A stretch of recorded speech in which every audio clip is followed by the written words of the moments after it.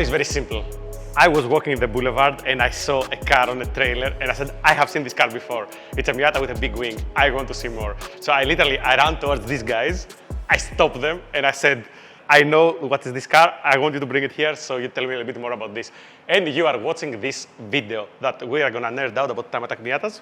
Please tell them who you are and what is this?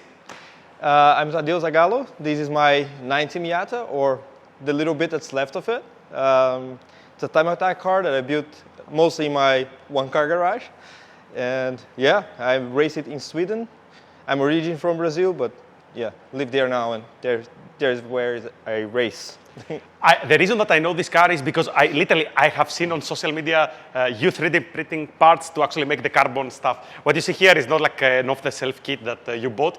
The majority of what we see outside, you did yourself? Yeah, everything. And the majority of what we don't see, the stuff inside, you did yourself? Exactly. Yeah, I was building this car for 10 months, and it basically never left my garage until it went to the dyno. Sorry. Did I understand this right? You built this in 10 months? Yeah. I'm building my Miata for 19 years. Like I promised, really 20 years. Okay, I feel a bit bad. No, but I've had this car for, I think, 5 years. I bought it when I was living in the US, and Miatas are huge in California. And it was pretty much a standard, Miata recipe that we see there. It has some stuff still in it. Still runs the Super Miata coilovers and the whole suspension kit, radiator, lots of parts that we see that are more common. Had some a 9 Lives Aero kit, which is also quite popular there. And then I think now you're at 45 lives. There are a lot of lives here. Okay. Before we get too carried away, because I want to know more about everything, some quick bullet points. This car is K20 powered, K24 actually. Yeah, K24 turbo, running about 450 wheel right now. BMW 8 HP 70 gearbox, paddle shifted, and Mustang differential 8.8, and yeah. So before you close this video and you say okay, this is just another Miata, this is not another Miata. There are honestly, I think 2 or 3 DCT cars running reliably here in Europe, from my understanding. Maybe one of the very few with a K20, K24 in a Miata running. So just the fact that this car runs, it is shocking. The fact that you build it so quickly, that as well. But basically, DCT gearbox, K24 turbo, and crazy aero. That is like the main recipe. Let's start from the part that everyone wants to know. Because I'm interested in all the other stuff, but I think the majority of people want to know about what is under the bonnet. So do you want to show me? Can I help? Yeah, of course. Let's just pop the... You might have to press it to release. Perfect. Very light car. A very light car. Okay.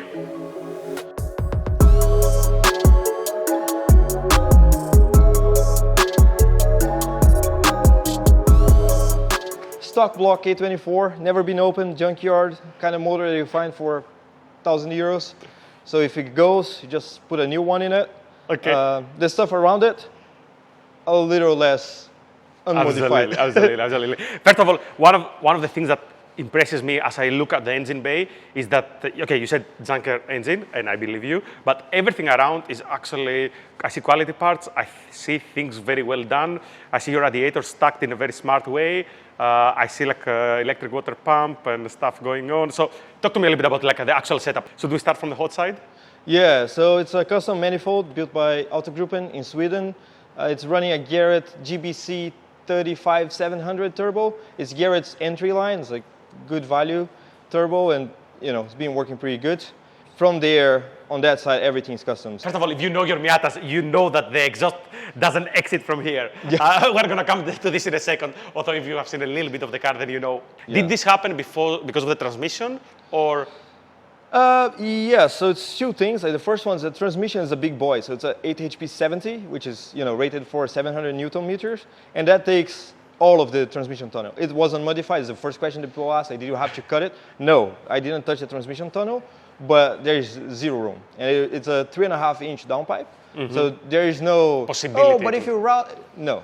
There is, yes, you could cut a piece of the tunnel, but then there is no Still, point. it would not work. Yeah. I'm with you. I have seen how big is the transmission. Actually, it's also like a tall transmission. Exactly, So it's slower than the engine. Correct. And also for guys that might want to run this in a Miata, you have to really think about this. This will make the transmission the lowest point of the car. The K24, K20 is anyway like a tall engine, so I think this changes a little bit like the parameters. I think in your case, the engine is not moved too far back, no? I think it's actually sitting where it would sit in a K-swapped Miata. Yeah, it's, the only thing from K Miata is actually the engine mounts and the intake.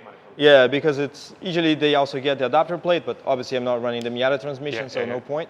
So that is the hot side of the car. I see also that everything is very well done. I'm skipping a little bit ahead of myself, but I see that you have like exhaust temperature in every single runner. I see your T-shirt there. You have to tell me a little bit about what's happening here. Yeah, of course. So I was building the car, and then I met some folks from Link, and it was honestly unreal, right? Like I built a car in my garage, and I never expected, but decided to sponsor the car. As you can see from the livery and everything. I see. Yeah. And we went like all in. So the car has like temperature and pressure sensors everywhere. From like, we have before and after intercooler, both temperature and pressure, so we can measure intercooler efficiency. Same with the radiator. We can adjust the openings depending on the temperature because we can see how well things are being cooled. Temperature sensors on, as you mentioned, like on the exhaust temperature.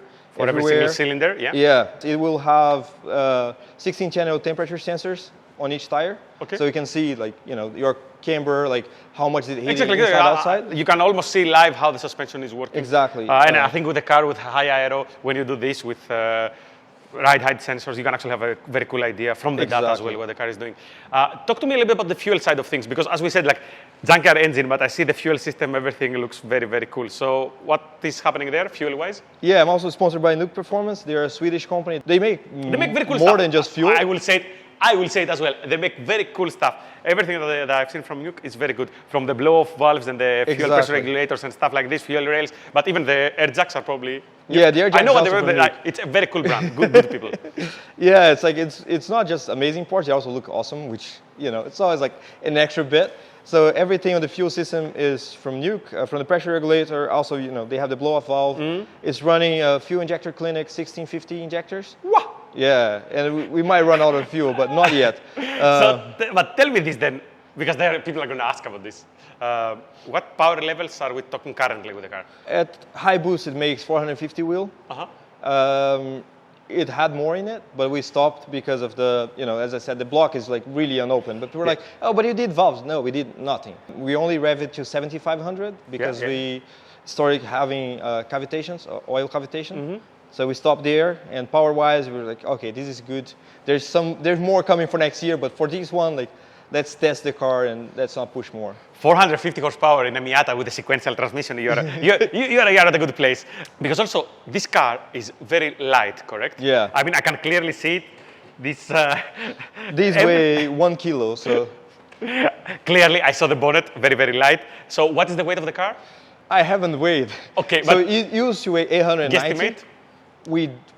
Without the carbon, so before I cut it up.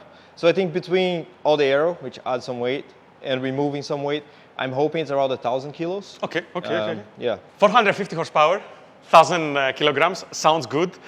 You have to put this somehow on the ground. And I know that your suspension setup is not final, and the wheel and tire setup is not final, as you can clearly see. It's probably the only thing that maybe doesn't look like up to spec with the rest of the car. You want to tell me a little about what's on the car?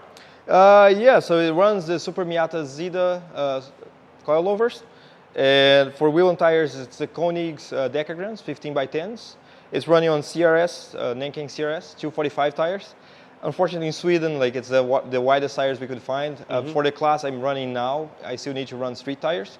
And I even talked to some folks here who imported like some bigger tires from the US. But at least in the series I run, like we can't get by with the non-E-Mark tires. So that's the widest I could go with the 15s. Got it. And that's a known problem. If you guys have been following the channel, you know that I've went back and forth in my car between running 17s. It's very tricky in a Miata, and then 15s. And I think when you really want to go like proper time attack build, unfortunately you have to go 18s because this is where the street tires sit. And I know that what you're saying, like this doesn't look like a street car. I understand you, but you have to build it for a regulation, and you have a specific goal in mind. So it does make sense. I want something. I want us to strip this a little bit more apart because I see you have like a cool intercooler radiator plate. Yeah. That is very impressive. Yeah, of course. We went with a horizontally mounted radiator. Yeah. And this car was heavily inspired by the RP96. Porsche, yeah. Yes. The Toyota car that we all like. Yes. Yeah, absolutely. And so you can 2 see million that. euro build. Exactly. So I wanted Or to more. keep everything in between the frame rails, Absolutely. which made things challenging, right? Because the Miata is a small car and packaging was tricky. So this gives us some room behind it. Because everything is nice and ducted, and it's actually quite clean, but also at the same time, everything is quite solidly mounted, huh?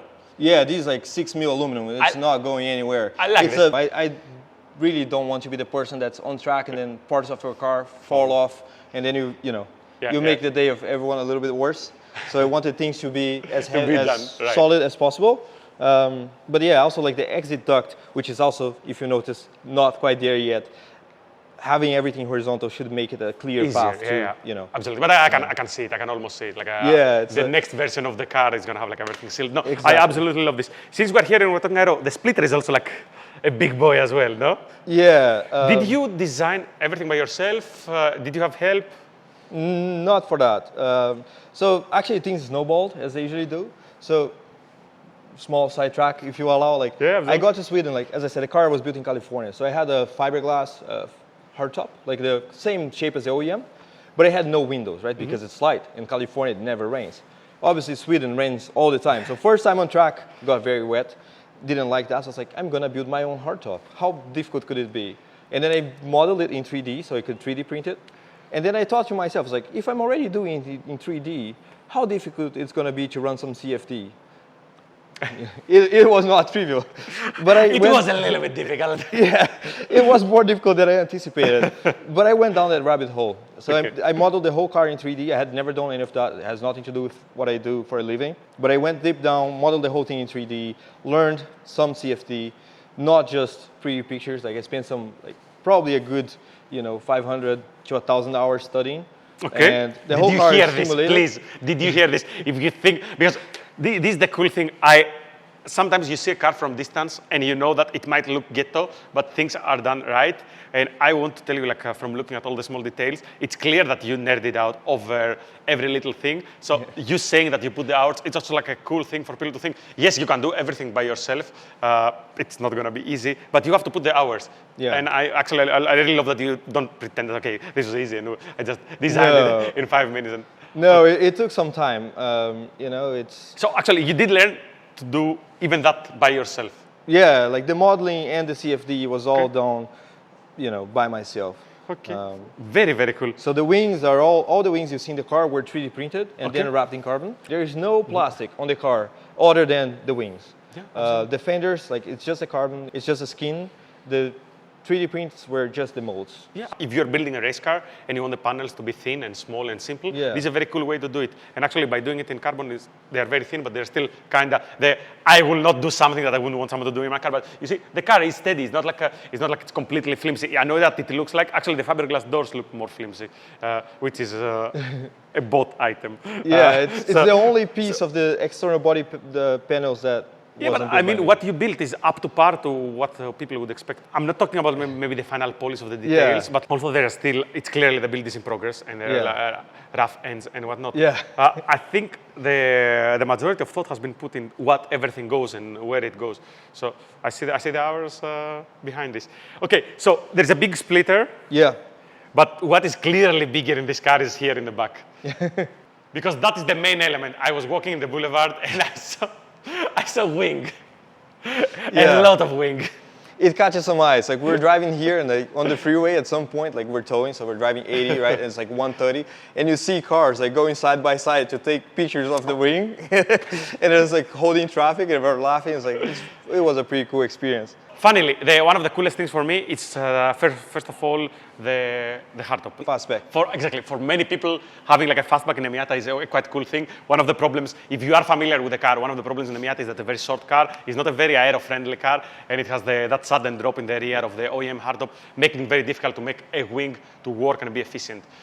You are now at a power level that, okay, you don't really have to be efficient, but of course, having the fastback and moving the wing back and high, it creates for sure like a cooler package. For sure. How we ended up with that much wing?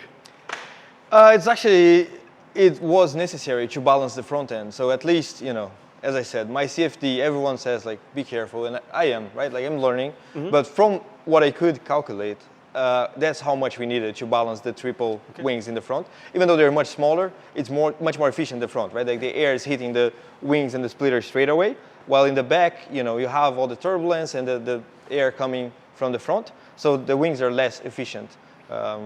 Is this version 2 of the car? Because you told me that this was your earlier wing mounts. Yeah, exactly. So these were 6 millimeter. Like you could see these moving side to side, maybe like a good like 10 centimeters. Okay. So it was a bit too much. There was already the end plate, and they were tied down to the bottom part of the car, but it was just not enough. Like the end plates were too flimsy. They were just debond or Alumalite, and yeah, it was just not enough to stabilize the wing. So we changed. So this is now, it's actually just wood wrapped in carbon. So you give like a nice thick core. I see that this is sturdy. Like you can see that if you move, like the whole car moves with it. It's, boys, boys at home, I hope you saw this. It's sturdy. It is because people were like, I've seen that discussion many times on the internet, right? Like everyone goes on the internet to have a discussion. It's like, if you 3D print a wing, it will be weak. Yeah. I've sat on this wing. I have pictures like sitting right on the middle of the wing. And, you know, even though this wing will make at speed over 800 kilos of downforce, just the wing. Okay, that's like your rough calculation? Yeah, I think that's at 250, 200. Okay.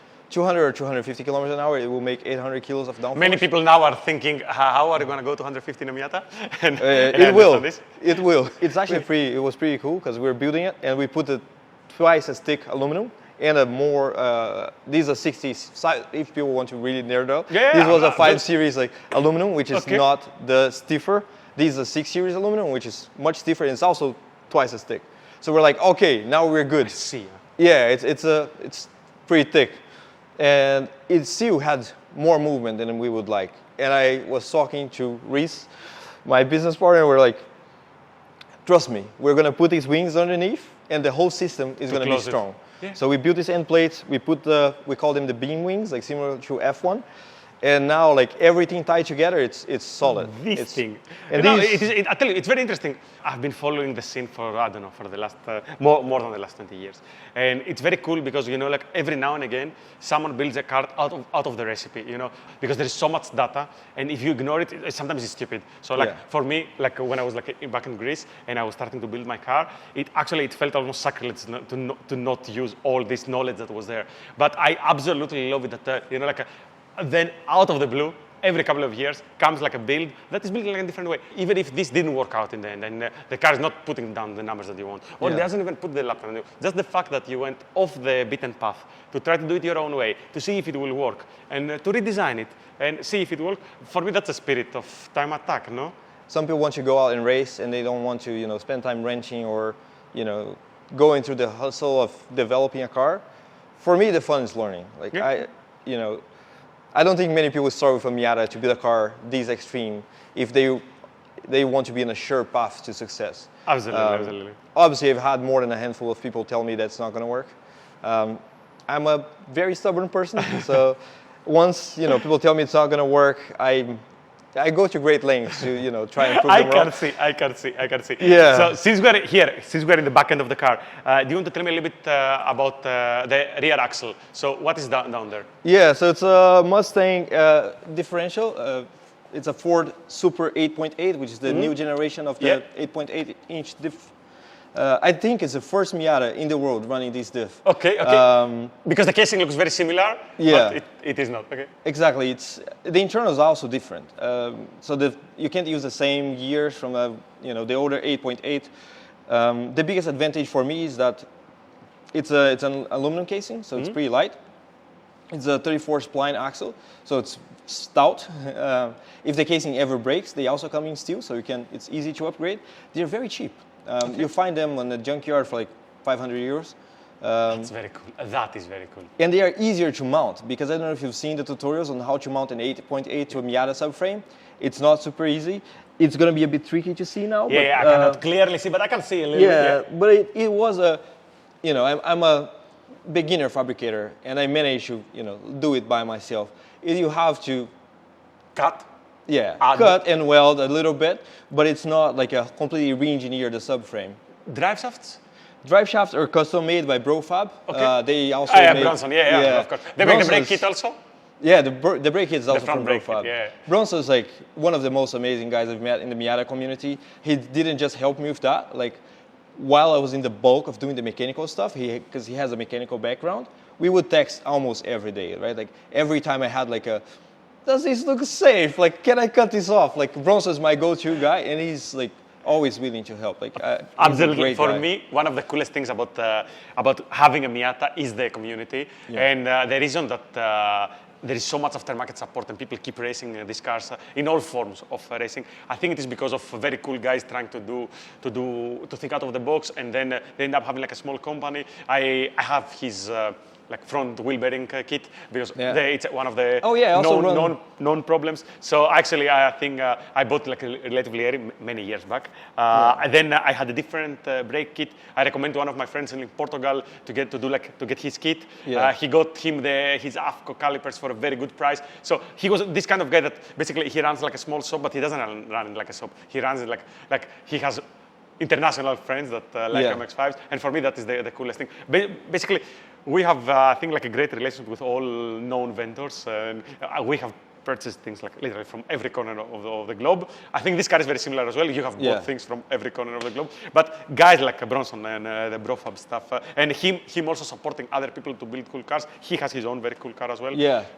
Just so you know, it's part of the reason why I've thought many times like I kind of want a V8. Yeah. Because my car is like finished and balanced and everything is cool and it should be where it should be. I'm happy. 300 horsepower Miata. That's that. And then then and again I see like a V8 Miata out there. I was like, I kind of want this. Okay, so that is as far as differential goes. I see a jack here. Do you want to tell me a little bit? Is the car on air jacks? That's also from Nuke Performance. Okay. So right now we only have the rear air jack in the car because, again, time. But in the future? In the future, it's going to be 3 air jacks, front corners as well. But that's hooked up to also the port on the side. We can look at it later. Tell me something. Is the car going to run a flat bottom? Does it already have like a part of it there? It's something coming? It's not there yet. It was part of the development of the whole package in CFD. It has a flat floor and a big diffuser, but it's for next year. No worries, I fully understand. Very, very cool. And I see here also like a differential cooler or transmission cooler? Transmission cooler. Yeah. Okay. And the rear camera, because obviously there is the also rear camera. there is no rear window. If you notice, guys, there is no rear window. Yeah. Cool. The rear end of the car, very cool. I think we have been covered by this wing all this time, so you understand like a size reference. Okay, let's have a look inside the car because there are things happening. Do you show me first from here? Because this door is a bit different than most doors. My Miata doesn't have this on the door. What is this? Do you That's the exhaust. As we saw, like where it comes through in the front, like there was no way to go under the car. And since we're already here, why not take the clearest path out of the car? Absolutely. Let's wait. We nicknamed the car the air fryer because, well, when you look inside, it's. I think the guys are gonna understand when you open the door. Yeah. So it's let's say I don't need a heater. It's cozy in there. Yeah, it gets pretty warm. You know, one of the first things that I did in my car, like back in the day when I did the swap, is I didn't put back the heater. And then I came to Germany and I said like, this wasn't very smart. and this looks like my kind of solution to not need a heater. I like this. And actually, I see that you actually went for 2 big mufflers, which probably makes the car. The car is very quiet. It's surprisingly so. It's not even the loudest car I own. Like even stock cars, like you take like, one of the many nice cars you see around here. It's like most of them will be louder than this car. Sound restrictions are pretty strict in Sweden. And every once in a while we see someone missing out on track time because their car is too loud. You didn't want this? I didn't want to risk it. The only downside for me, at least, it's the weight. I do like the quiet car. I like a loud car. I think it sounds nice, like it's good. But when you're driving on track, you're focused on other things. So if I can hear what the car is doing, the tires, everything else, better, absolutely. For me, there's no downside. I don't need earplugs or anything like that. It's super quiet. I also see here a little bit like a surge tank here. I think this is also from Nuke, correct? Yes, also from Nuke. What is the fuel system? It's stock Miata tank, correct? Stock tank, yes. It's running dish works 100 liter per hour Yeah. in the tank, and then we have a 400 in the catch can. Okay. In the surge tank, yeah. Normally in a Miata for 400 horsepower, this is not a problem, but I think you're covered for quite a bit more. I see also that there's a very sturdy roll cage. I really like it. Yeah. Is this built in the US? Yeah, this was built by TC Design in California. They're one of the most reputable shops. It screams US skate design, by the way. Yeah. It's very cool. They do great stuff. Yeah, when I went there, like the car was still like stock powered, but I have a tendency to go overboard. So I told them like, let's build a stout cage for a car that's going to be, you know, eventually I hope it's going to be a fast time attack car. And that was like, I don't know, 4 years ago. It was one of the first things I did. I take safety pretty seriously. Like, as we're talking about the wing as well, right? Like, people are, oh, yeah, it's like 3D printed. No, like, I take it seriously. We test things. Yeah, but everything is very, very solidly mounted. You say this, you said one time, but it is completely true. Yeah, the exhaust mounts are overbuilt, front radiator, everything is done properly. Very, very cool. Should we move to the other side of the car? Because there's quite a lot of stuff going on. We're gonna leave it open. I think it's cool to have like this exploded view a little bit. We're gonna, small cut for the camera, we're gonna move these things out of the way. We can also probably remove the door if you want to get that. I don't know if you want Let's to get... do this, yeah, actually. This car has a party trick. So as it gets warm, sometimes like I come into the pits and I talk to my friends like, it's just too warm. Like let's get some air in the air. And then you can just open it and then it's as easy as you lift it out and then you're good to go. By the way, guys, if you have seen someone try to lift a Miata door, you know the struggle. This is like, I think they're 4 kilos, so it's I think the Miata door is what, 25 kilos? Something like that. It's something crazy. You're not going to believe this. There are a few things in a Miata because it's such a small car and it's still quite heavy. And there is some things, actually you can get an E36 M3 like lighter than a Miata very easily. And it's one of these things, there's the pop-ups that are 12 kilos and there's the door that I have to be honest with you, I think it's more than 25 kilos, but anyway, quite a lot of weight removed there. And so a little bit what's happening here because there's like, there are things going on here. Yeah, I think it's the inside, everything's custom. there's not much Miata left. The column is the one thing that is stock Miata, but also doesn't look stock Miata. Doesn't look stock. Actually, I asked him, I said like, what is this exactly? So that tells you that. If you cut it all and you leave just the center shaft, that's what a stock Miata column looks like. The floor is dropped per the American standards. There is like a cricket seat, quite low from what I can see. Yeah, it's mounted like I think 1 inch from the bottom just to clear the underside mounts for the strap. I am jealous. Very recently we went through this quest that I did like a welding roll cage in my car, and I didn't fit in my car after everything was finished. So it wasn't a very pleasant thing. And I see your drop floor, and I'm a little bit jealous. But actually, what I like the most is like the very cool pedal box. So do you want to tell me about the whole driving position, how everything arrived where it is? Yeah. So I wanted to get rid of the brake booster. So my first quest was I want to make these cars fun to drive as possible. Familiar. Yeah. So I removed power steering. I removed the brake booster. It never had ABS. So it was a very raw driving experience. Analog thing, yeah. Yeah, exactly. And I didn't love how the pedal felt. And we been there, done that. Yeah, exactly. So I was like, what can I do? And at that point, I didn't know how to weld. I had never fabricated anything. So I wanted a solution that was more or less plug and play. So I don't know if you've seen, but lots of people, when they get one of the other pedal boxes, sometimes you have to cut the floor and build a whole like structure where it's going to sit. This is a PE Racing pedal box. It's super adjustable, so you can mount it at different angles, and then you can adjust the angle of each pedal. I saw it. I really like this about this. This is one of the first things I saw when I looked inside. Yeah, like some people start driving a Miata because they want to learn manual driving, right? Especially in the US. And then you see, like, I don't know if you ever Googled like about heel towing in a Miata, and there's like so many people struggle. Like you get the extension, or some people say just bend the pedal, and then at some point with the manual brakes, I just felt like it was too low. So the brake pedal sat lower than the accelerator, and then it puts you in an awkward position. This is like perfectly adjustable, like first time on track, made small tweaks. As soon as I was on brake hard, it was the exact depth that I wanted to heel toe. And yeah, that was a major improvement in the ergonomics of the car. Electronic-wise, I see that it has the AIM dash there, which Yeah. I think it works directly with the Link ECU. I think it's like a little bit like a package thing. Yes, this is coming from the AIM PDM as well. Okay. So obviously the whole wiring has been redone. We are running the Link G5 Voodoo ECU, and then the AIM PDM. We also have the AIM camera.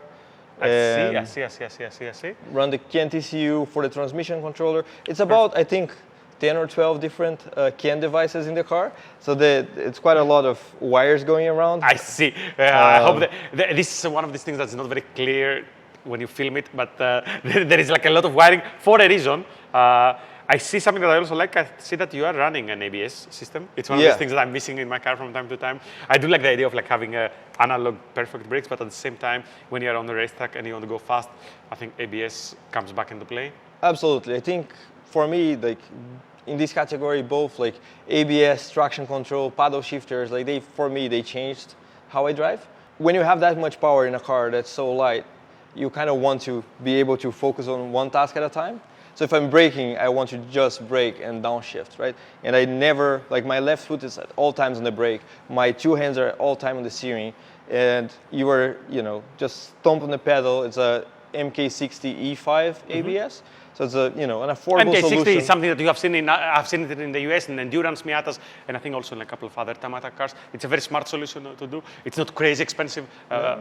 You can go for a Boss Motorsport ABS, and that's fantastic. But you can calibrate this, I think, almost to be that great. Honestly, I haven't done much Still to it. Yeah, okay. It's as it came from the junkyard, so there's a few junkyard parts in the car. I feel like there are, there's a lot of ways to build a car without spending too much. I'm not going to claim it's cheap to build a race car. Absolutely. But there's many ways to go about it, right? Like you can always buy the best possible parts, and for some things in the car, I chose to do that. But obviously, if you do that for every single part, then unfortunately, it was out of my price range. So in some places, you can be creative and get something that's very good, but at a very different price point. I think that is what I like the most about the car. I have to be honest with you, I actually really like the mix of high quality parts and well-engineered solutions, and a little bit of like ghetto smart and a little bit of DIY. But at the same time, I think the fact that you built this, I understand it didn't happen in one go, but the fact that this last iteration happened in your garage in 10 months, it makes me a little bit jealous, I'm not gonna lie. I wish you the best of luck. Thank you so much. No, it was a pleasure meeting you. This is a fantastic car. I just hope you guys have a cool event. If you stayed here for this super long talk around the car, we thank you very much. It was very, very interesting. There's a very long time that I haven't seen a Miata that has so many things that I'm really interested about. Actually, the moment we started rotating around, I started thinking about my car and how much I want to drive it. So what I want is hopefully to see a very cool lap from this car. We are filming this before the event, so we don't know how exactly things are going to go. But I keep my fingers crossed that the guys are going to have an epic race. So normally, very fast Miata doing its thing on the GP track, following like right now.